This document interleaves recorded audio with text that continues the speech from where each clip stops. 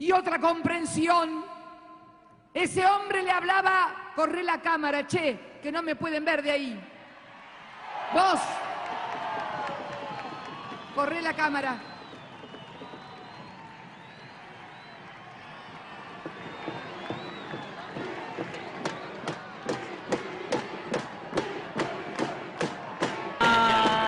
Le trajimos aparte un cuadro del grupo terapéutico Hanafí, lo tomó el doctor Vulcano. O sea, para nosotros es muy importante que usted sepa que estos agroquímicos biocidas están siendo tirados a apenas 150 metros de sus ventanas.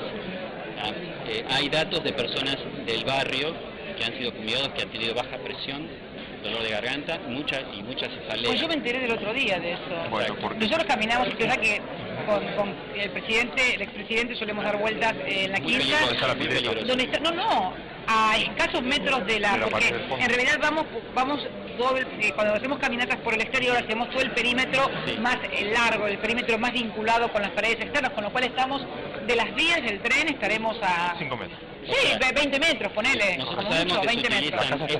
Esta fumigación solo se utiliza en enemigos de, digamos, de las empresas multimediáticas. En Colombia se fumiga, en Vietnam. Sí. Y entonces ya vemos casos con meningoceles, con parálisis, aumento del 0.2 al 7 por mil. El doctor de Mayo en Misiones está operando actualmente 60 chicos con meningoceles que van a quedar Bueno, a mí me paralíticos. gustaría que todos ustedes se presentaran fundamentalmente en la comisión que yo hice crear en el ámbito del Ministerio de Salud. Yo le voy a dar orden a Parrilli ahora que los conecte a ustedes para que se presenten en el ámbito de la comisión que se creó en el Ministerio de Salud precisamente para exponer todo esto, por favor. Ahora, fumigar cada 15 días ya lo acepta TVA y no es necesario, por lo tanto entra dentro del magnicidio.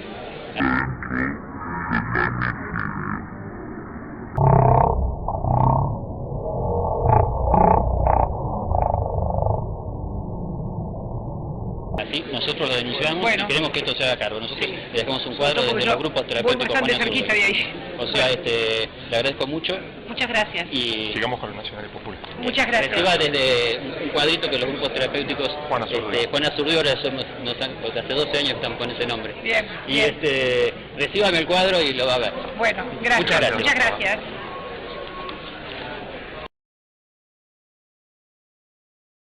Estaba también Antonio, uno de los trabajadores acá, que si quiere le paso con el presidente. Sí, por favor, Antonio del casco amarillo. A ver, dale, Antonio, te escucho. ¿Qué tal, compañera presidenta? ¿Qué tal, compañero? ¿Cómo le va? ¿Qué dice? Bien, me llamo Armando. Armando Domínguez. El trabajador era el ideal, porque encima criticaba duramente a los ambientalistas que protestaban en las rutas, como ocurrió en la alumbrera. Nosotros lamentamos mucho eso porque la realidad, los trabajadores mineros queremos trabajar y en paz, que nos dejen trabajar. Solamente eso pedimos. Y no que 4 o 5 pseudoambientalistas nos corten la ruta. No queremos eso, nosotros queremos trabajar. Por eso, la presidenta quería escuchar más y más. Dale, te escucho porque estás dando cátedra, dale. Y Antonio, o mejor dicho, Armando, siguió con su discurso. Y nosotros no somos suicidas. Claro, queremos claro, vivir porque claro, tenemos una familia atrás. Entonces no nos vamos a meter en un lugar.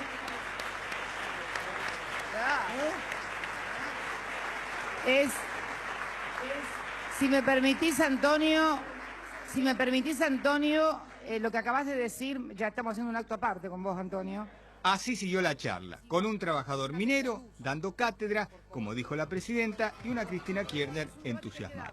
Y me gusta. Y además, que venga desde un trabajador, a vos no te pueden acusar de ser hombre de la Barrick o de cualquier otra empresa, así que no tenés pinta de ser hombre de la Barrick, así que sería bueno dar las discusiones estas, me gusta. Sí, en realidad Antonio o Armando no tenía pinta de trabajar para la Barrick. En realidad es otra cosa y está lejos de ser un simple trabajador. Armando César Domínguez es nada más ni nada menos que un dirigente político y sindical de Olavarría muy conocido en la ciudad. Armando, el mismo que generó gestos de admiración de Cristina Kirchner y fue alentado constantemente por el vice Vudú. Es todo esto, secretario general del gremio minero de Olavarría y vocal del gremio minero a nivel nacional. Además, secretario adjunto de la CGT Olavarría y vicepresidente del PJ Olavarría. precisamente en el justicialismo local, llegó a ser presidente y como tal firmó un pronunciamiento con motivo de la muerte de Néstor Kirchner. También estuvo en San Juan y apoyó la explotación minera que promueve el gobernador Gioja. La provincia de San Juan, que yo trabajé 14 meses en el sindicato de AOMA en la provincia y bueno, sí, Antonio o Armando terminó admitiendo que es sindicalista y que como tal lo eligieron para hablar con la presidenta. Bueno, ellos pensaron por la experiencia que yo tengo, ya por mi función gremial, que sería la persona que mejor representaría al resto de mis compañeros. Como vemos, a Domínguez, lo llamamos así para no equivocarnos con el nombre, cargos políticos y sindicales no le faltan, aunque él no quiere volver a hablar del tema. ¿Qué dice? ¿Cómo anda, Domínguez? Quería hacerle un par de preguntitas. Vio que usted, en la presentación que le hizo Cristina Kirchner, dijo que lo bueno que usted no era dirigente político, pero usted, si no me equivoco, está a cargo del PJ y es dirigente gremial. Sí, bueno, pero ustedes están buscándole ahí, está bien, no voy a responder, no voy a responder. Bueno, hola. Lo que no se sabe aún es si Vudú le había advertido a Cristina Kirchner a quién tenía a su lado para evitar que la presidenta pasara un mal momento al decir que no era un político. Dijiste, podríamos decir Vox Populi, Vox Dei, ¿no? Porque no sos ningún dirigente político, no sos un trabajador que defiende sus fuentes de trabajo. Y así, contenta, Cristina Kirchner despidió a Antonio, o mejor dicho, a Armando, el multidirigente político y sindical. Grande Antonio, grande Antonio. Yo siempre digo que cuando pareces muy de izquierda, apareces por el otro lado seguro porque la tierra es redonda. Nunca me equivoqué. En el camino quedaron muchas cosas. Quedaron afectos, quedaron amores, pero ¿saben qué?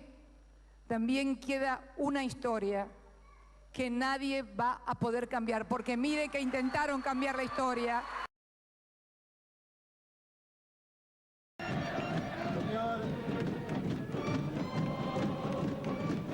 Señor presidente de la República Argentina, nuestro querido Calafate, hoy honrado por vuestra presencia, le decimos al son de nuestro cariño y nuestro afecto, por el honor de su visita, muchísimas gracias por haber venido a Calafate. Acá está el pueblo de Santa Cruz acompañando el proceso de transformación y cambio que la República Argentina debe llevar adelante.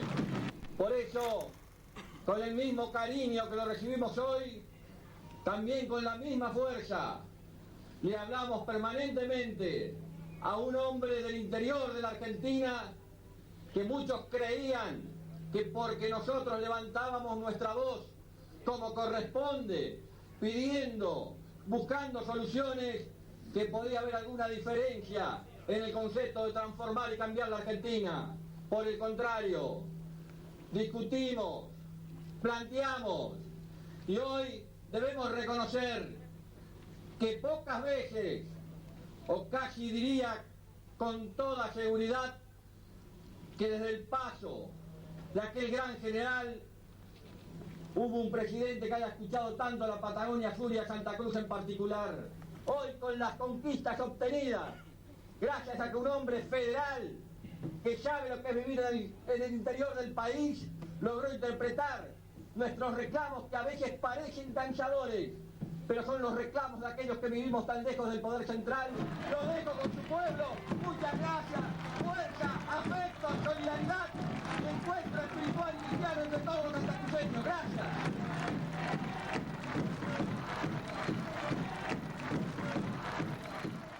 Una entrega al señor presidente de la Nación de una foto mural enmarcada del lago del desierto. Lo hace en nombre del pueblo y gobierno santacruceño.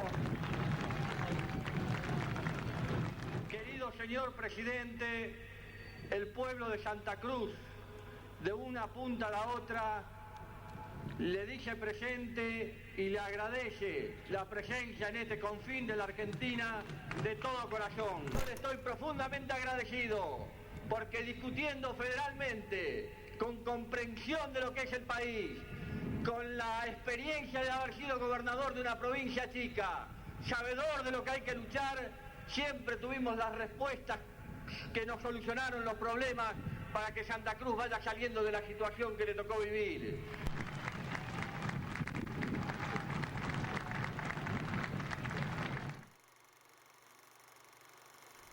Siempre es bueno volver a Santa Cruz. Seguiremos viniendo todas las veces que sea conveniente. Nos daremos un fuerte y gran abrazo y vamos a contraer el compromiso de seguir trabajando. Yo, como presidente de la Nación, los quiero felicitar desde lo más profundo de mi corazón por llevar a cabo tareas que van cambiando la historia también en esta parte de nuestra patria. No temo en equivocarme si es que digo que esta es una de las provincias mejor administradas de la República Argentina. Es una de las provincias que menos problemas ha llevado al gobierno de la nación. Las idílicas imágenes de Carlos Menem y Néstor Kirchner, compartiendo actos y escenarios en la polémica década de los 90, llevan más de 12 años esperando para ser conocidas fuera de Santa Cruz. En una televisión argentina sumamente autorreferencial, que busca en los viejos archivos para encontrar alguna contradicción, ¿por qué nunca se usó el valiosísimo material que acabamos de ver? ¿Cuántos secretos más nos esconde la despoblada geografía santacruceña?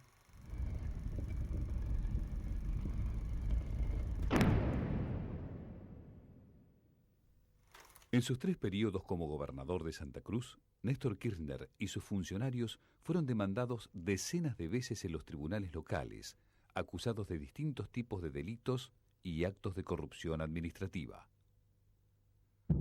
Pagos irregulares, sobrevaluación en la obra pública, abuso de poder. Sin embargo, el gobierno del Frente para la Victoria logró un extraño récord.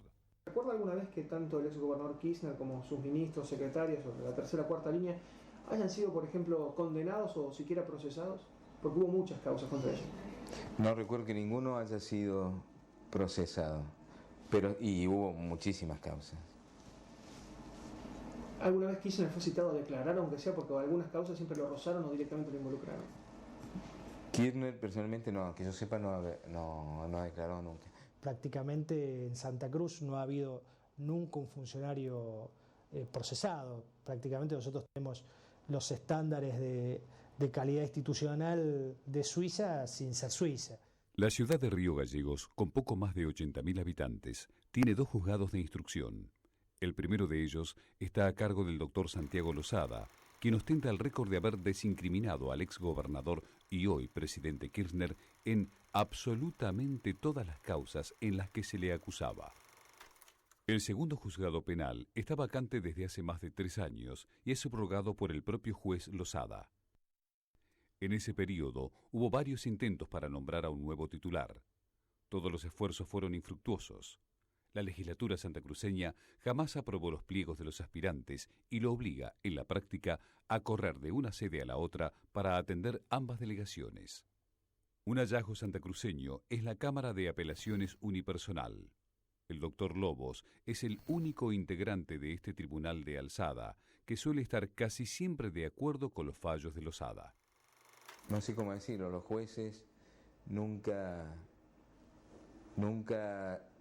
han tenido una instancia crítica de apelación. Es decir, todos confirman lo de instrucción, se confirma por un juez de recurso, que en vez de haber Cámara de Apelaciones hay un solo juez. Entonces como que no les preocupa lo que yo pueda dictaminar, porque siempre tiene destino de cajón o de archivo. Cualquier ciudadano de Santa Cruz puede recurrir, después de pasar por la instancia inicial y por la Cámara de Apelaciones Unipersonal, a la Corte de Justicia Provincial. Sin embargo, Una de las primeras decisiones de Kirchner al asumir como gobernador fue ampliar la Corte a 5 miembros, ubicando a 3 propios que le dieron siempre la mayoría automática. Y de esa manera vemos que es una justicia sin independencia y donde sin duda es la impunidad la regla y no la excepción, lo cual evidentemente habla de una situación de una muy baja calidad institucional, por no decir a nivel republicano prácticamente nula. El paso decisivo para domesticar la justicia de Santa Cruz fue la separación de su cargo del procurador general. El doctor Sosa se habría animado a cuestionar los abogados que administraban los controvertidos fondos de Santa Cruz y había pedido procesamientos por administración fraudulenta de honorarios. El gobernador Kirchner implementó entonces la llamada reforma a la ley judicial, que dejaba sin funciones y sin cargo al procurador. El diputado Icazuriaga dijo en aquel momento: nadie tiene garantizada la estabilidad absoluta. Entonces yo fui a la Corte Suprema de Justicia. La Corte Suprema de Justicia desde el año 98 viene indicando que lo que corresponde hacer es reponerme en el cargo de procurador ante el Tribunal Superior de Justicia. Lo volvió a decir en el año 2000, lo volvió a decir y en el año 2001 directamente la propia Corte dictó una sentencia condenando a la provincia a que me reincorpore. El gobernador Kirchner jamás acató estas órdenes del máximo tribunal. ¿Usted recuerda que alguna vez alguna provincia haya incumplido 3 veces un pronunciamiento de la Corte Suprema de Justicia de la Nación? No, no recuerdo. Realmente no recuerdo. De por sí hay muy pocos antecedentes de incumplimiento de fallos de la Corte. Pero en 3 oportunidades yo creo que esto es inédito. Para acallar sus reclamos, el Estado santacruceño le ofreció al ex procurador una indemnización millonaria. ¿Cuánta plata le han ofrecido y inclusive le han depositado? Es un total de 1.200.000 pesos. Yo me negué a esa digamos, ofrecimiento y consideré que, digamos, se debe cumplir con el fallo de la Corte. La causa por los fondos de Santa Cruz es uno de los mayores enigmas de la gestión de Kirchner. Le estamos agradecidos a la Nación por el pago de la deuda de las regalías impagas, aunque se lo digo con todo corazón, que nos duele por allí cuando nos dicen: ustedes los de Santa Cruz tienen plata. Y le digo, señor presidente, estamos cuidando moneda a moneda, mientras lamentablemente en otros lados se dilapidaron los fondos de esas regalías. Nosotros lo estamos cuidando para darle un mejor futuro y una mejor calidad de vida a nuestro pueblo. Y usted no se tiene que sentir molesto, gobernador, si le dicen que tiene plata. Ojalá que a todos los gobernadores le puedan decir que tienen plata. Ojalá que al presidente le puedan decir como presidente de la nación que tiene plata. Si es que tiene plata es que lo supo hacer, la supo conseguir.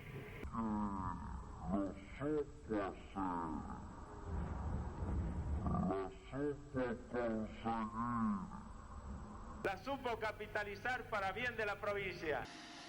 En 1993, el gobierno nacional puso a disposición de Santa Cruz los fondos que le adeudaba por regalías hidrocarburíferas mal liquidadas. Se trataba mayormente de acciones de YPF tomadas a 17 pesos. A mediados de los 90, el Frente para la Victoria, con Cristina Kirchner a la cabeza como legisladora provincial, pidió a sus diputados y senadores nacionales que aprobaran la venta de la firma.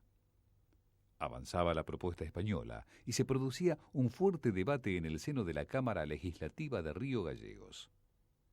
Había preocupación por pasar de un monopolio estatal a uno privado por la venta de YPF. Finalmente, Kirchner decidió vender. Repsol tuvo que pagar 44 pesos cada acción, haciendo millonaria a Santa Cruz, que logró recolectar $650 millones cash para sus arcas. Fue enorme mi sorpresa al ver que cuando el gobierno de Menem decide en el 99 venderle YPF a los españoles, ceder la acción dorada y extranjerizar YPF, que Kirchner, que en ese momento la provincia, como gobernador de la provincia de Santa Cruz, tenían el 4% de las acciones de YPF y se podrían haber opuesto y tenían un miembro en el directorio, vendieron su parte y no hizo Kirchner ningún pronunciamiento diciendo que esto era negativo para el petróleo argentino, que para los intereses del país. Él ha contribuido enormemente a lo que pasó del 99 en adelante, que fue la depredación de los yacimientos, la sobreexplotación, que ahora nos hemos convertido en un país exportador de gas y de petróleo, nos estamos convirtiendo en importadores. Tras la venta de las acciones, un informe del oficialismo firmado por la jefa de la bancada kirchnerista, la museóloga Judith Forsman, señala que, producida la venta de las acciones de YPF, el grueso se volcó a la compra de títulos y acciones líderes a nivel internacional.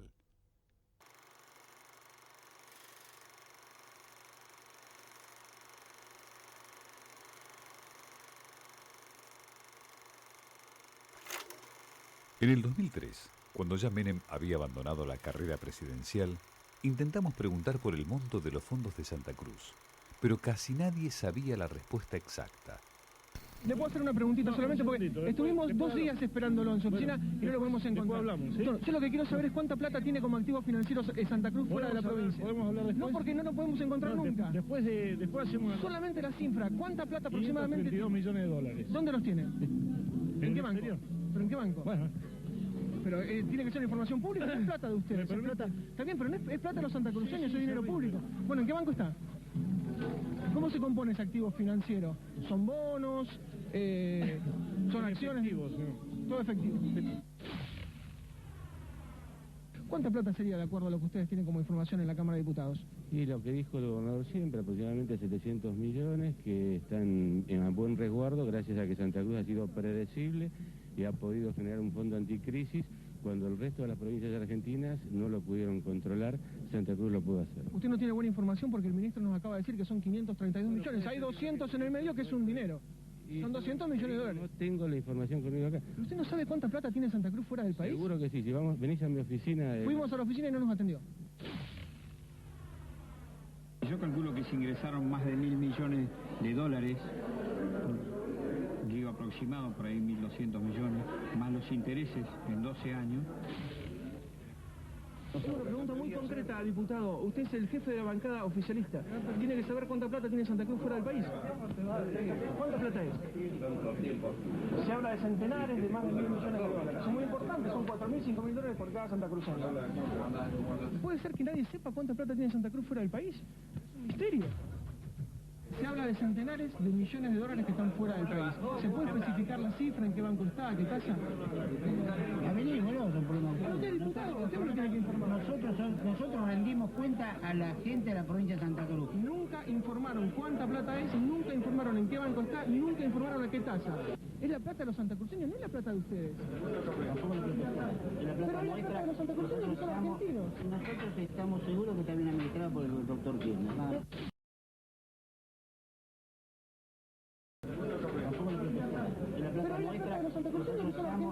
Nosotros estamos seguros que está bien administrado por el doctor Kirchner. Cuando el doctor Kirchner sea presidente, entonces hablamos de otros términos, en otros términos. ¿Puedo hacer una pregunta? Estamos haciendo un informe con respecto al dinero de Santa Cruz. ¿Dónde está el dinero de Santa Cruz, gobernador? ¿En qué banco? ¿Cuánta plata es? ¿Le puedo preguntar? ¿Le puedo preguntar cuánta plata tiene Santa Cruz fuera del país? Gobernador, ¿cuánta plata tiene Santa Cruz fuera del país? Aproximadamente. ¿Y en qué banco? ¿Y a qué tasa? Deje tranquilo. Gobernador, ¿cuánta plata tiene Santa Cruz fuera del país, gobernador? Gobernador,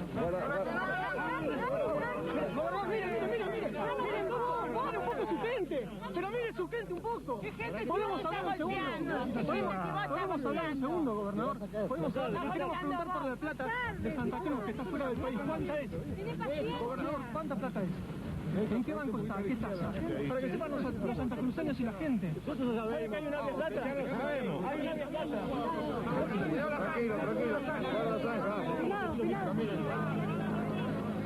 Gobernador, nos están pegando. Me acaban de pegar patadas y trompadas. Gobernador, tranquilo. Santacruceños, disfrutemos de paz. Fuimos a buscar a los mismos 3 legisladores que se habían molestado cuando se les había preguntado por los fondos. Una precisión. No dicen, diputado, no dicen qué acciones compraron, no dicen qué títulos tienen, no dicen a qué paridad. Puede ser que le pregunte al diputado si usted sabe algo de esto. Usted votó, yo tengo el resumen, usted votó y usted aprobó esto. Diputado, puede ser, es una palabrita nada más, que me diga su opinión. Diputado. Puede ser un segundo nada más. Diputado, puede ser un segundo nada más. Bueno, diputado Batarev, otro diputado del oficialismo, se pone en fuga, es uno de los que aprobó la resolución con respecto a los fondos, los activos financieros de Santa Cruz en el exterior. ¿Puede ser que hablemos un minuto? ¿Podemos hablar un minuto? Diputado Marinkovic, diputado provincial del justicialismo, llega a la Cámara de Diputados, pero ante la presencia de las cámaras de televisión, decide retirarse del lugar. Pero ¿por qué nunca, por ejemplo, las comisiones que se tuvieron que juntar, reunir para seguir los activos financieros, por qué nunca se integró esa comisión? Porque está explicado en el informe. ¿Pero por qué? Usted fue diputado. Pero tiene 10 años eso. Ha sido explicado en el respectivo informe, ha sido explicado. Yo me acuerdo, la senadora Cristina Kirchner dijo, estos son fondos extraordinarios, es mucho dinero, es muy importante, nosotros vamos a crear una comisión y todos los meses vamos a informar. La comisión nunca se creó. Y se ha informado, y ahora se ha hecho un informe acabado sobre estos activos 10 años financieros. después. Bueno, 10 años después, pero se hizo. Bueno, podemos decir entonces que Santa Cruz tiene más de 100 millones de dólares menos de lo que tenía. Eso lo dice usted, no lo digo yo. ¿Y pero cuánto tiene entonces? Lo que figura en el informe. Bueno, ¿usted tiene el número de cuenta como para que nosotros chequemos en el Credit Suisse? Porque a nosotros nos dicen que es de Liechtenstein, no el de Suiza. ¿Tiene algún número de cuenta que nosotros podemos chequear, diputado? El escándalo en la rendición de cuentas de los activos llegó hasta el propio Tribunal de Cuentas. Allí, a pesar de tratarse de un órgano con amplia mayoría oficialista, se le hacen severas observaciones a la rendición de los fondos. Por ejemplo, se le reclama al Ministerio de Hacienda por la falta de contratos celebrados con las entidades participantes, falta de mandatos y órdenes de inversión, falta de comprobantes de los movimientos operados, falta de certificación del saldo al 31 de marzo de 2003, falta de acreditación de los titulares de las cuentas, falta en los registros contables de la operatoria de los fondos y valores colocados. La situación empeoró aún más. Se conoció que los dineros de Santa Cruz fueron manejados por Aldo Duckler, un banquero investigado en los Estados Unidos, y por la Comisión de Lavado de Dinero que integraban Elisa Carrió, Graciela Ocaña y Cristina Kirchner, quien pidió estudiar personalmente este tema. Los resúmenes de los bancos europeos llegaban a nombre del propio Kirchner, pero con la dirección de Mercado Abierto, que tenía oficinas en Corrientes 415. Pero la mayor sorpresa fue el descubrimiento que Santa Cruz tomaba créditos al 7% anual de entidades como el Banco Mundial. Mientras tanto, sus millones estaban depositados a una tasa inferior al 1% en ese mismo periodo. Los fondos de mi país llevando la Reserva Federal de Estados Unidos a una tasa del 1% anual. Bueno, la tasa en el primer año del blanqueo aparece cerca del 0,9%, que una vez, si le descontamos a eso los gastos y las comisiones que cobraban estos bancos, se llegaba a una cifra del 0,65% de rendimiento anual para la provincia. Sí hubo casos con fondos que se tomaron para el Banco Santa Cruz y para la compra del segundo avión sanitario, donde se pagaron tasas más altas que lo que la provincia cobraba como rendimiento de su dinero en el exterior. Prácticamente quintuplicaban o sextuplicaban lo que la provincia en ese momento estaba cobrando en el exterior. El consultor internacional Adrián Salvucci le inició una querella penal al presidente de la Nación acusándolo de malversación de fondos. Los fondos finalmente recalaron en dos plazas que son paraísos fiscales, Luxemburgo en el banco Morgan Stanley y en Suiza en los bancos UBS, de Ginebra y el Credit Suisse de Zurich. Por información oficial del propio gobierno, cuando estaba a cargo del gobernador Sergio Acevedo, del propio gobierno de Santa Cruz, los fondos estaban en el área de banca privada, private banking, del banco Credit Suisse. Nosotros tomamos contacto con el Banco Credit Suisse y nos indicaron que el área de private banking, o sea de banca privada, donde el cual inclusive la provincia dio el número de cuenta, solo recibe fondos de individuos de alto valor económico, o sea de gente de mucho dinero, y que los fondos públicos hubieran debido recalar en el área de administración de fondos para corporaciones, ONG, instituciones y gobiernos. Con lo cual, una de las preguntas clave que nosotros venimos haciendo una y otra vez es: ¿qué hacían o qué hacen fondos públicos de la provincia de Santa Cruz en el área de banca privada de un banco multinacional en un paraíso fiscal? Y la pregunta se impone, obvia: si tiene que estar a nombre de alguien esos fondos públicos, ¿a nombre de quién estuvieron todos estos años? Uno puede pensar o inferir que hay quizás algo que ocultar, o por falta de transparencia en el manejo de los fondos, o porque hubo errores graves en el manejo de estos fondos que podrían haber hecho perder cientos de millones de dólares de fondos públicos al pueblo de Santa Cruz. En un giro imprevisto, Urso debió abandonar una investigación que estaba avanzando rápidamente, dejando su lugar al doctor Montenegro, un magistrado designado por el actual gobierno de Kirchner. Montenegro entendió que la causa debía tramitarse en los tribunales provinciales de Río Gallegos, y todo quedó en manos del conocido juez Losada, quien en pocos meses desestimó cualquier responsabilidad del ex gobernador santacruceño. Entusiasmado por una nueva victoria judicial, el presidente argentino pasó al ataque y anunció en conferencia de prensa el retorno de los fondos, algo que un año más tarde aún no se ha concretado. Administramos con claridad, podemos mostrar las manos allí, podemos mostrar la plata. Nosotros tenemos un ladrón que robó 1.000 pesos o 1.000 millones. Ay, pero festejamos porque el ladrón devolvió 500. Es gracioso. En vez de meterlo preso al ladrón, festejamos los 500 que devolvió.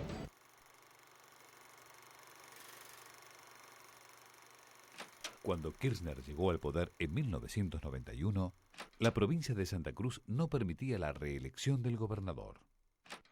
Sin embargo, aprovechando la reforma constitucional, él lanzó una propia modificación de la Carta Magna de Santa Cruz para lograr un nuevo mandato, al igual que el presidente Menem. En 1995 hicieron campañas juntos y compartieron la boleta sábana.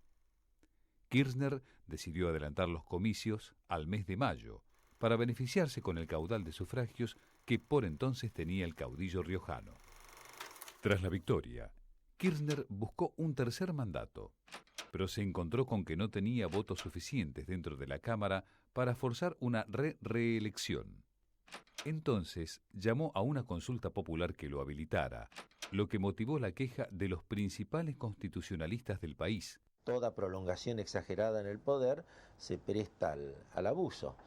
Hay un viejo dicho que dice que el hambre viene comiendo, de modo que muchos gobernantes, a medida que le toman el gusto y el paladar se acostumbra al goce del poder, desean prolongar indefinidamente el poder. Me estoy refiriendo al poder ejecutivo, porque nadie se opone a que los jueces sean vitalicios o a que los legisladores puedan renovar periódicamente su mandato, porque no tienen ni la bolsa ni la espada, en el sentido que tiene el poder ejecutivo con respecto a la disponibilidad de la fuerza y de los bienes. Algo totalmente aberrante jurídicamente y bochornoso. Es como gráficamente, si nosotros para entrar en nuestra casa tenemos una puerta, querer entrar por la ventana y rompiendo las rejas. Prácticamente es eso.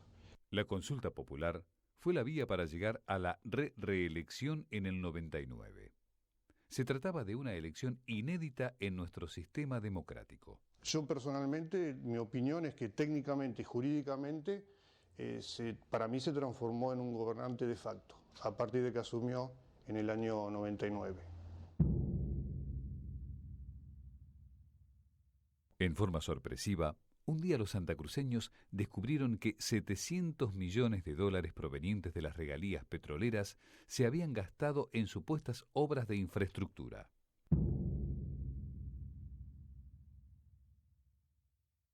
La instalación de 2 zonas francas fueron anunciadas como la ventaja comparativa más importante de la historia de la provincia.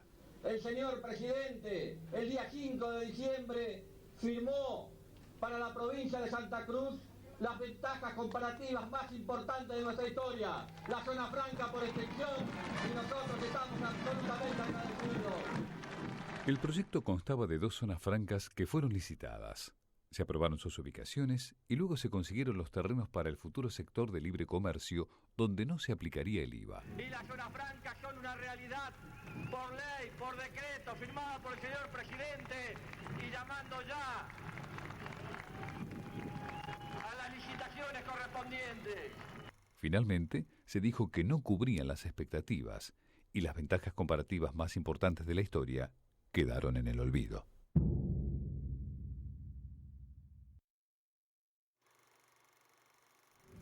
Hace lo propio el señor gobernador de la provincia de Santa Cruz, doctor Néstor Carlos Kirchner. Otro de los grandes anuncios de los años 90 fue la reparación integral de la ruta que une al país de sur a norte. Y refrenda el señor presidente de la Nación, doctor Carlos Saúl Menem.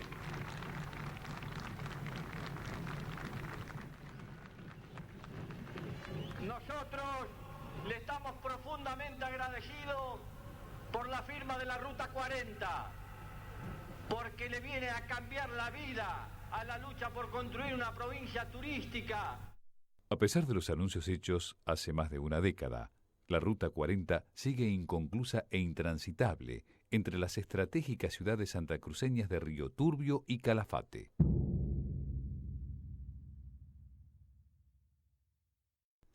Santa Cruz tiene el segundo parque mundial de vientos en la zona norte de la provincia. Muchas veces se anunció la instalación de plantas de energía eólicas. Sin embargo, al día de hoy, solo existen 3 solitarios molinos que fueron instalados con fondos del municipio de Pico Truncado.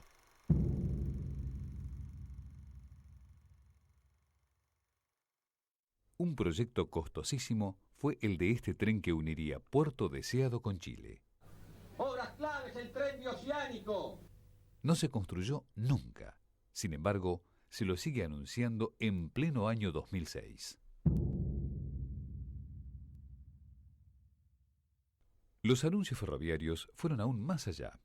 Se proyectó un tren que uniría el continente argentino con las islas. Al día de hoy, los argentinos siguen teniendo que pasar por territorio chileno para llegar a Tierra del Fuego.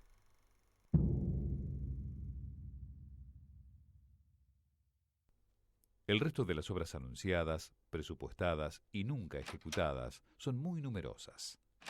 Se puede citar la frustrada aerolínea El Pingüino, que desapareció rápidamente de las rutas patagónicas.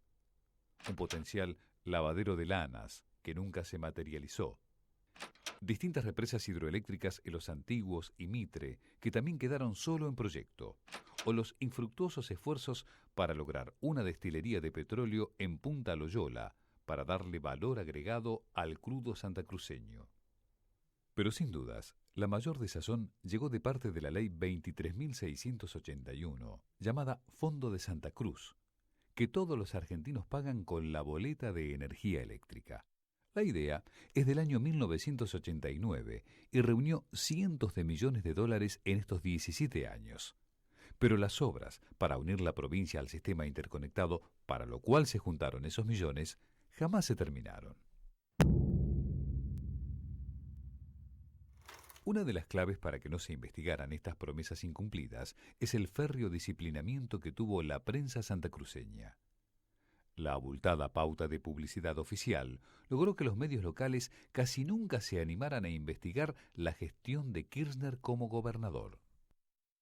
Aún hoy, a más de 3 años de la partida de Kirchner de la Casa de Gobierno de Río Gallegos, sus sucesores mantienen esta metodología.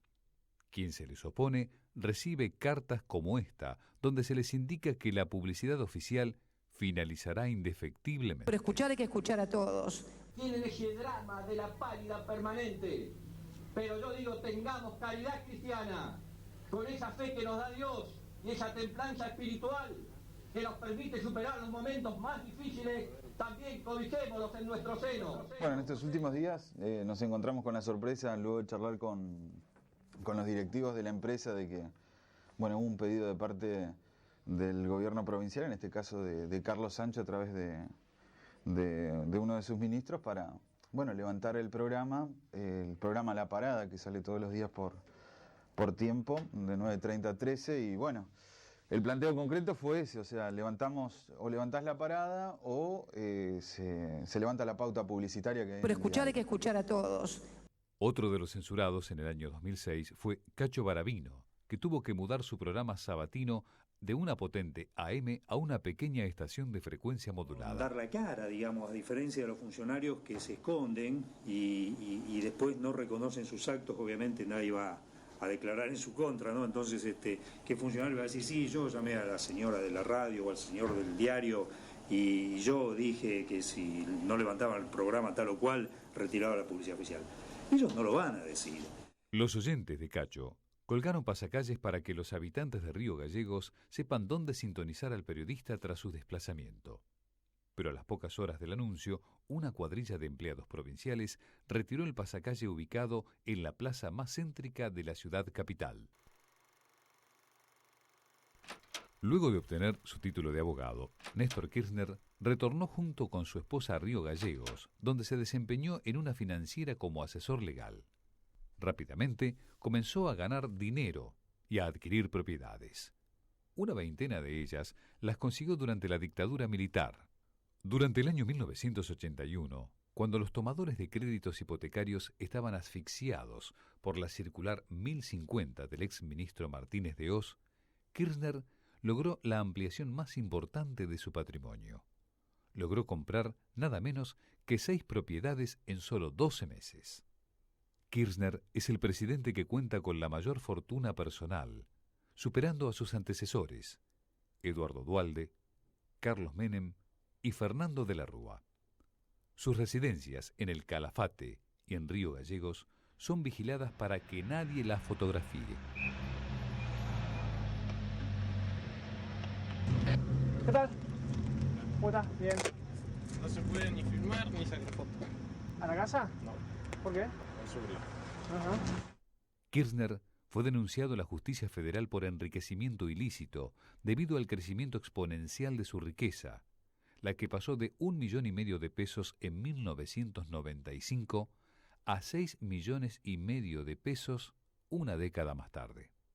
Nosotros lo que encontramos fue que Kirchner, antes de llegar al gobierno de la nación, incluso un poco antes de ser gobernador de Santa Cruz, fue sosteniendo un crecimiento patrimonial muy importante que se materializó sobre todo en la compra de propiedades. Cuando él llega a ser presidente tenía creo que 23 propiedades distribuidas entre Buenos Aires, Calafate, la más importante, y 2 o 3 departamentos entre Recoleta y la avenida Santa Fe, acá en la capital. Después, unos abogados particulares hacen una denuncia por supuesto enriquecimiento ilícito contra él, contra el presidente Kirchner y contra su esposa, y esa es la denuncia que un juez designado por el gobierno, que es Julián Ercolini, muy allegado al procurador Esteban Rigui, va a terminar sobreseyendo.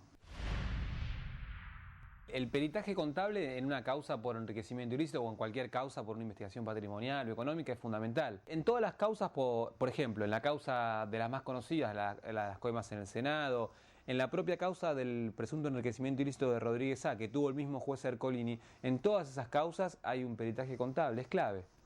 Pero Kirchner, a pesar de las críticas, es un hombre muy previsor. En su lujosa edificación del Calafate colocó una bóveda de banco a fin de tener a buen resguardo los dineros que fue ahorrando pacientemente en los últimos años.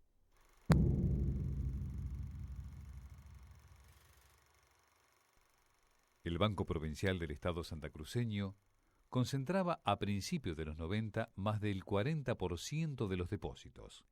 El gobernador Kirchner sostenía que era una entidad absolutamente solvente y despejaba dudas sobre el estado financiero de la entidad.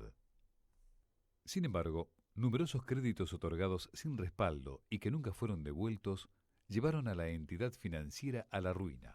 En no más de 10 deudores estaba el 50% de esa deuda, que eran cifras muy importantes. La cantidad de la cartera, la extensión de la cartera comercial del banco eran 240 millones de pesos dólares, de los cuales 180 millones de pesos eran, digamos, de difícil cobrabilidad o incobrable. De hecho, esa fue la cantidad de pasivo que fue transferido a la provincia, o sea que fue estatizado cuando se privatizó el Banco Provincia. O sea, se hizo lo mismo en Santa Cruz que se hizo en la época de los militares con Cavallo a la cabeza de la estatización de la deuda. O sea, todos los santacruceños tuvimos que hacer cargo de lo que no pagaron un grupo de personas que llegaron a deber más de 180 millones de dólares. Hubo que iniciar un proceso de reconversión, transformación y posterior privatización. La puja fue ganada por el Banco Provincia de San Juan, que se quedó con las 19 sucursales de la institución por solo 10 millones de pesos. Hoy, los nuevos dueños manejan una cartera cautiva de empleados públicos y jubilados santacruceños, además de la coparticipación federal y las regalías petroleras. El Estado provincial se quedó con todas las deudas. Se inició investigación a funcionarios políticos y a exgerentes del banco. En esta causa se operaba de la misma forma que se realizó el vaciamiento del Banco Social de Córdoba, en donde estuvieron cumpliendo condena el director, me acuerdo, Jaime Pompas, y otros directivos del banco. Con la misma modalidad me refiero a que prestaban dinero a amigos y sin garantía, de modo que el banco nunca pudo recuperar el dinero. Acá se consideró que esas maniobras no eran delito. ¿Y es gente que, por ejemplo, al día de hoy sigue acá todavía en Santa Cruz? Sí, acá, y muchos son funcionarios públicos. En marzo del 2002, el justicialismo santacruceño lanza un plan de ajuste y los cacerolazos estallan frente a las sedes de la Municipalidad de Río Gallegos y la Gobernación.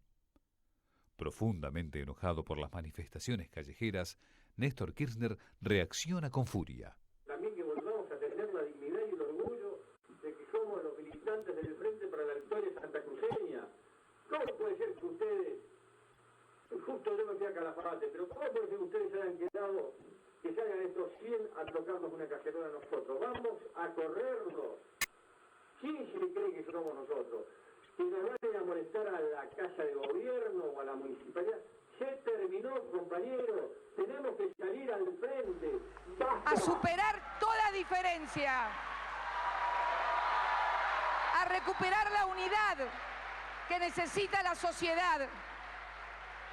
Si van a la casa de un compañero a agredirlo o a molestarlo, vamos a ir 200, 300, 500 familias a la casa de ellos. Unidad, solidaridad y organización, junto a la gente. Esta arenga se realiza a fines de febrero, después de los primeros cacerolazos más grandes que hubo en febrero del 2002, y es un llamado de atención a su militancia, como diciéndole cómo van a permitir que esta gente esté manifestando en las calles de Río Gallegos. A estos hay que correrlos, a estos hay que... Entonces ahí se lanza, digamos, una voz de orden, y ya desde ese momento en adelante sabíamos que en cualquier momento los matones nos iban a encontrar en alguna esquina, ¿no? ¿Cómo puede ser que los compañeros a veces se queden callados y permitan este tipo de cosas? Hay que salir a defender. No podemos permitir que agredan ni más la municipalidad, ni más ninguna estructura que corresponda a nosotros. Somos muchos, salgamos a la calle y se terminó. Yo siempre digo que cuando pareces muy, muy de izquierda, apareces por el otro lado seguro porque la tierra es redonda. Por cada casa que va a tener un compañero nuestro, vamos a ir a 10 casas de ellos, sin ningún problema, que lo vayan sabiendo. Pocos días después del encendido discurso de Kirchner, la siguiente marcha de los cacerolazos terminó en una emboscada con más de 20 personas agredidas. Bueno, mirá, nosotros habíamos marchado a la Feria del Libro después del cacerolazo en el centro. Estábamos recorriendo junto con todos los compañeros pacíficamente la zona, pasamos por la puerta de la radio FM del Carmen, y adentro de la radio del Carmen había un grupo de matones que después se complementó con varias camionetas que vinieron desde la Casa de Gobierno, y entre ellos incluso concejales, el que comandaba el operativo era Ruy de Ulloa, y allí se bajaron de las camionetas, empezaron a correr y a dispersar a los manifestantes. En un primer momento yo traté de calmar a los compañeros, de mantenerlos unidos, pero se produjo un desastre allí de corridas y demás, y entonces apenas me identificaron que estaba yo, uno gritó, ahí está Del Pla, bueno, y me entraron a correr con palos un grupo de matones, me metieron 2 palazos en la cabeza, me dejaron tirado en el piso, me tuvieron que ayudar varios compañeros para recuperarme, y cuando llegamos a hacer la denuncia en la comisaría, les reclamamos al comisario que tenía cabizbajo estaba, porque el tipo como que nos estaba diciendo que no tenía forma de impedirlo porque tenían orden de zona liberada, y se lo reconoció a uno de los compañeros que estaba con nosotros de que él tenía orden de no intervenir en ese tema.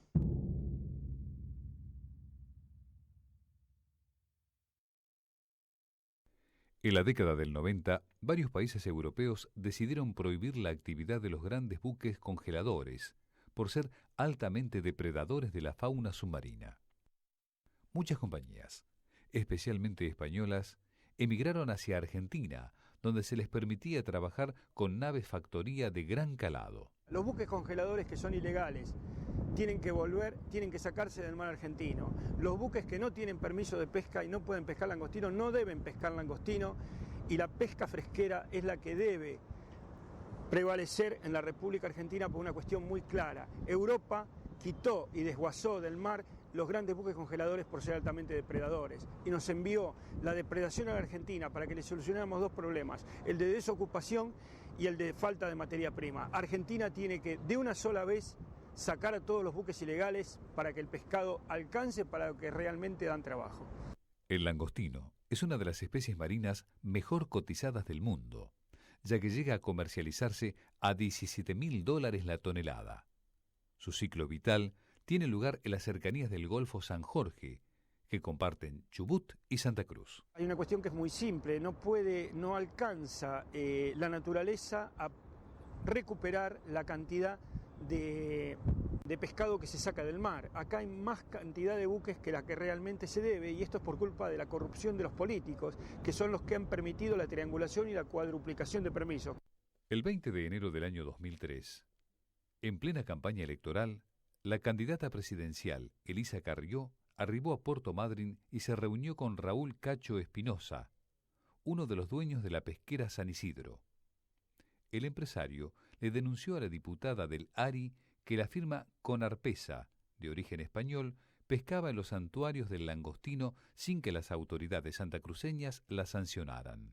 Básicamente él me denunció todas las irregularidades, las coimas pagadas por los permisos de pesca, las vinculaciones de Conarpesa con Kirchner y con negocios que no solo tenían que ver con la pesca, sino que también podrían involucrar droga. La relación entre la familia Álvarez, dueños de Conarpesa, y los Kirchner era muy estrecha, al punto que tanto Cristina Fernández como el actual presidente de la Nación participaron en numerosas ocasiones de actividades de la pesquera. En algún momento Espinosa le denunció a Carrió, por ejemplo, que Conarpesa colaboraba con la campaña del Frente para la Victoria de Kirchner para presidente. Sí, aparte no solamente no era una denuncia de Espinosa, sino que era visual en Madrid y en otros puntos del país, en los cuales se vinculaba al presidente Kirchner con Conarpesa. O sea, Conarpesa tenía un equipo de básquet acá en la ciudad, cuyas camisetas estaban con la inscripción de Kirchner. Eso era voz populi el tema, ¿no? Espinosa nunca llegó a aportar las pruebas de la actividad ilegal de Conarpesa en los santuarios del langostino, ya que 10 días después de la reunión con Elisa Carrió fue ultimado de un balazo en el pecho en el exterior de su propio domicilio y junto a su joven esposa. ¿Y saben qué? Nadie se cuida a uno mismo mejor que uno mismo. Yo le pedí información, me dijo que me iba a dar la documentación 10 días después, y bueno, 10 días después lo mataron. Siempre me quedó la profunda sospecha de que, como yo salí en todos los medios, como dije, estoy conociendo lo que es la mafia de la pesca, está claro que fue el límite que no debía pasar Espinosa, por lo menos respecto de los Álvarez Castellano. Conarpesa tiene todo tipo de irregularidades y tiene todo tipo de impunidad. Comprobaron buques pescando dentro de lo que son los lugares de conservación más importantes de procreación del langostino en el área de Mazaredo. Conarpesa ha hecho lo que ha querido. Las empresas no tienen control, pescan sin control, con Arpesa más que ninguna porque es emblemática. Este tipo Álvarez es un hombre de una catadura moral muy especial. En la escena del crimen fueron ubicadas 2 personas, ambas con antecedentes delictivos. Quien disparó el arma tuvo una precisión profesional, un solo tiro que resultó fatal, ya que fue directo al corazón. El calibre habría sido 9 milímetros. Los 2 acusados por la justicia fueron un bonaerense llamado Ademar Araujo, a quien se le encontró un documento a nombre de Ojeda y José II, un delincuente menor de Puerto Madryn a quien se apodaba El Visco. Ambos terminaron detenidos. En rueda de presos, la viuda de Espinosa pudo reconocer a uno de los presuntos asesinos de su marido, José II. La bala encontrada en las cercanías del lugar del crimen coincidía con la pistola 9 milímetros recuperada. Las pericias indicaron que la bala que hirió de muerte al empresario dio en la parte posterior de su BMW y terminó rebotando hasta la vereda opuesta a 24 metros de distancia. La investigación siguió avanzando y la policía detuvo a una tercera persona. Se trataba de José Remigio Guevara, un custodio de Conarpesa, acusado de pagarle el pasaje y el hotel a Ademar Araujo para que éste consume el asesinato. Este elemento motivó el allanamiento de la pesquera y la firme vinculación de la firma con el crimen. La causa comenzó a rozar el poder. Fernando Álvarez tuvo que presentarse a declarar en los tribunales de Madryn y más tarde se pidió la captura internacional de él y su padre. Pero la conmoción no terminó allí. Uno de los 13 magistrados que pasó por la causa en solo un año pidió la declaración del mismísimo presidente de la Nación, de la diputada Elisa Carrió y de Graciela Ocaña, enviada por el ARI a Chubut para investigar el crimen de Espinosa. A ella le tenían que entregar la documentación, durante un año ella investigó, ella es la que pasa los primeros datos al periodismo y después se va al gobierno y entonces, como no nos quedó a nosotros documentación, yo reinicié la investigación y saqué el informe. La conmoción en la ciudad pesquera duró poco. Todo comenzó a cambiar en forma vertiginosa. El juez que quiso citar a Kirchner debió abandonar la causa. Cuando la justicia quiso hacer pericias en el Hotel La Posta, donde se alojaba el presunto asesino, hoy se levanta allí un edificio. Luego, la sorpresa fue mayor cuando se comprobó que la propia mansión de los Álvarez, la casa más valiosa de todo Puerto Madryn, valuada en $500,000, había sido demolida, lo que impedía practicar allí investigación alguna. Fuimos a la casa de los señores Álvarez a realizar una inspección ocular. Supuestamente, presuntamente, hubieron reuniones con el señor Araujo, que era uno de los imputados en la causa. Nos llamó la atención a todos la demolición de la casa, pero bueno, no podemos presumir en contra nada en base a una demolición. Para terminar de complicar el panorama, el único testigo del crimen fue amenazado y terminó viajando fuera del país. También fue amedrentado el fiscal de la causa, a quien lo advirtieron sobre las consecuencias que podía sufrir un miembro de su familia. Los acusados del crimen recuperaron increíblemente la libertad. Además, Araujo se dio inclusive el lujo de acusar a la droga, la pesca y los poderes económicos como los instigadores del crimen. En una carta que envió a la revista Noticias, señaló que los Álvarez fueron los instigadores del crimen de Espinosa, que Conarpesa se jactaba que utilizaría como propio el puerto de Caleta Paula, merced a su amistad con el mandamás de Santa Cruz. Cabe destacar que actualmente dicho puerto es de uso casi exclusivo de la empresa española que explota el 90% de su superficie. Fuimos hasta la precaria vivienda de José II para comprobar si efectivamente estaba en libertad, a pesar de haber sido reconocido por la propia viuda, quien estuvo en la escena del crimen cuando ultimaron a su marido. No, la nota no la hacemos. ¿La hacemos? Ah, bueno. Listo, fíjate, después vamos a ver qué hacemos más adelante, bro. Listo. Entonces... No, porque es verdad, lo que yo te, como yo te digo, no le doy nota a nadie, bro. Ah, bueno, listo. No, yo pensé que... Cuando yo necesité, no nadie, Yo, Néstor Carlos Kirchner, juro por Dios, nuestro Señor y estos santos evangelios,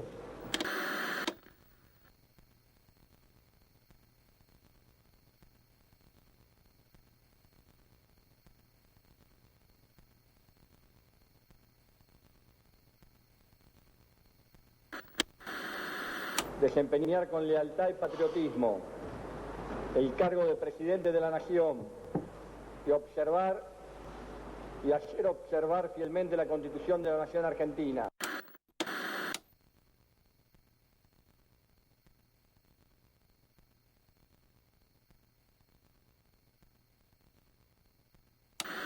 Si así no lo hicieren, Dios y la patria me lo demanden.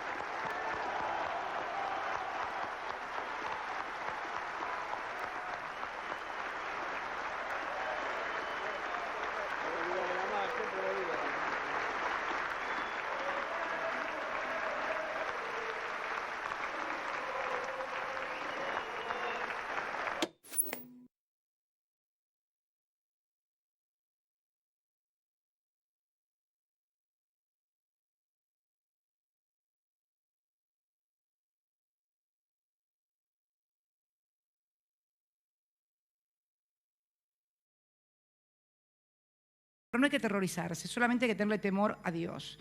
Y a mí, en todo caso, también un poquito. Solamente hay que tenerle temor a Dios. Y a mí, en todo caso, también un poquito, porque la verdad... Hay un cambio radical. Ha habido una alianza con los terroristas. El motivo que buscaba Argentina era, por un lado, acercarse geopolíticamente a Irán. Por otro lado, restablecer relaciones diplomáticas y ante la severa crisis energética que sufría Argentina, comprarle petróleo a Irán, que Irán comprara eventualmente granos, y después aparece Rabani ahí queriendo ofrecer armas, que también se hablar de eso. ¿Dónde viene el problema? Que ante esa decisión argentina, que guste o no, insisto, legítima, dicen, este proyecto político que tenemos es inviable en la medida que subsistan las acusaciones por la causa AMIA. Entonces hay que borrar estas acusaciones. El acuerdo se firma en enero del 2013. La Comisión de la Verdad está absolutamente arreglada y la persona de la Secretaría de Inteligencia, el personal de la Secretaría de Inteligencia que responde a Cristina Kirchner, actúa como prácticamente un agente iraní. Le informa a los iraníes todo lo que ocurre en la causa, los pasos que van a seguir, sabe del expediente más que yo, le informa de lo que yo estoy por hacer, le informa datos personales míos, le informa datos de mi ex esposa que es juez federal, le informa datos de menores. Hay cosas que yo no sabía, que me entero de la causa siendo el fiscal que maneja la Secretaría de Inteligencia, que depende de la Presidencia de la Nación y que debe informar al fiscal de esta manera. Se ríen del fiscal. El fiscal va a quedar patas al norte cuando vea esta nueva hipótesis que le metemos. Va a tener que renunciar.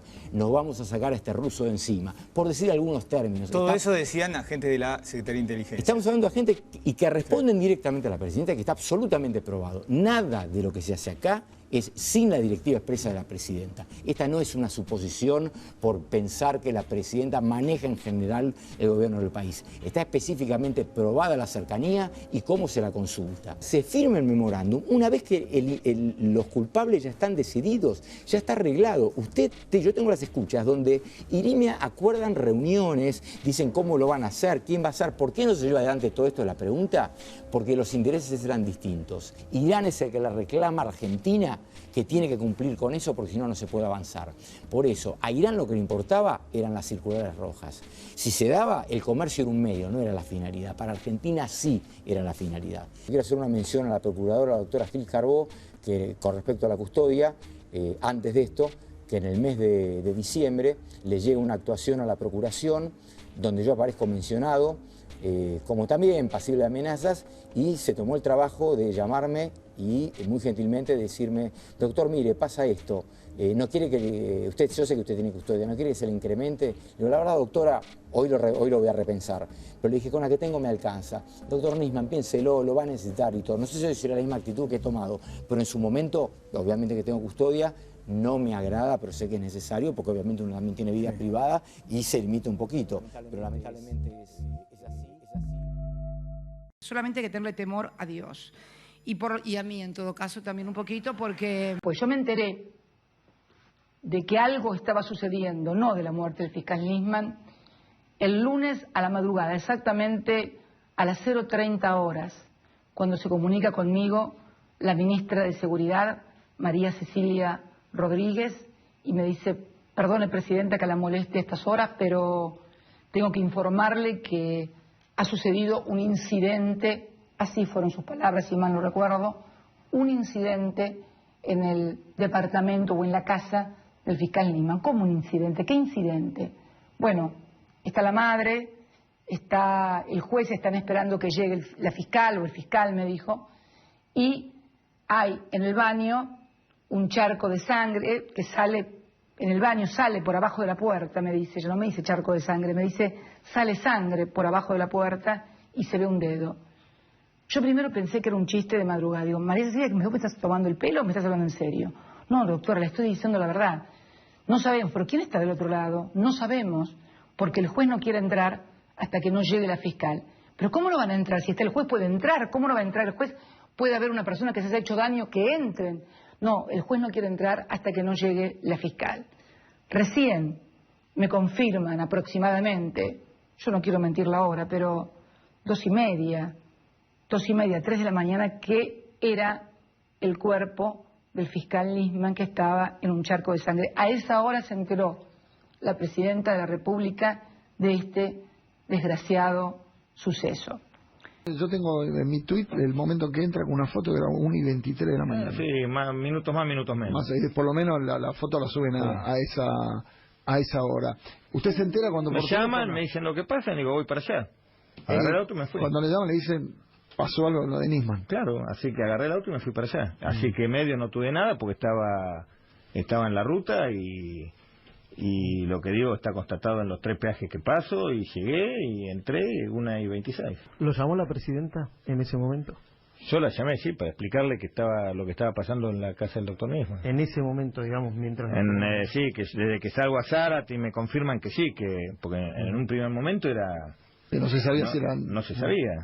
O sea que la prefectura le dice, dicen que es. Dice la madre que es. Ahí está. A usted le dice la prefectura, dice la madre que es. Dice la madre que es. Ahí la llama la presidenta. ¿Qué? Claro, absolutamente. ¿Y qué le dice la presidenta? Y yo le cuento lo que estaba pasando y después... ¿Pero ella qué le contesta? ¿Le daba alguna orden? ¿Le pide algo? No, nadie podía creer lo que...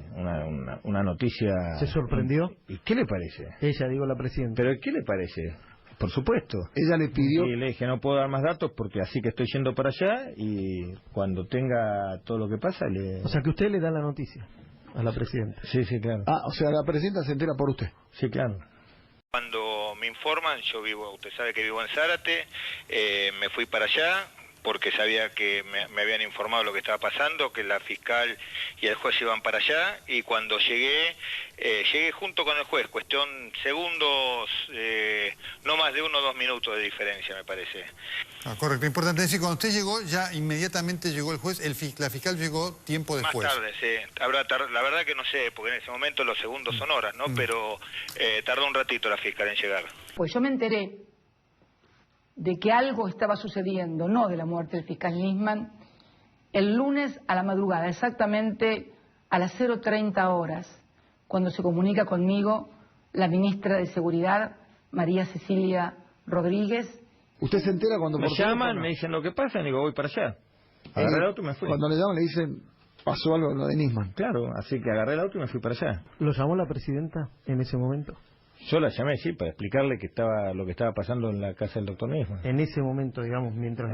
sí, que desde que salgo a Zárate y me confirman que sí. ¿Se sorprendió? ¿Y qué le parece? Ella, digo, la presidenta. ¿Pero qué le parece? Por supuesto. Ella le pidió... Y le dije, no puedo dar más datos porque así que estoy yendo para allá y cuando tenga todo lo que pasa le... O sea que usted le da la noticia a la presidenta. Sí, claro. O sea, la presidenta se entera por usted. Sí, claro.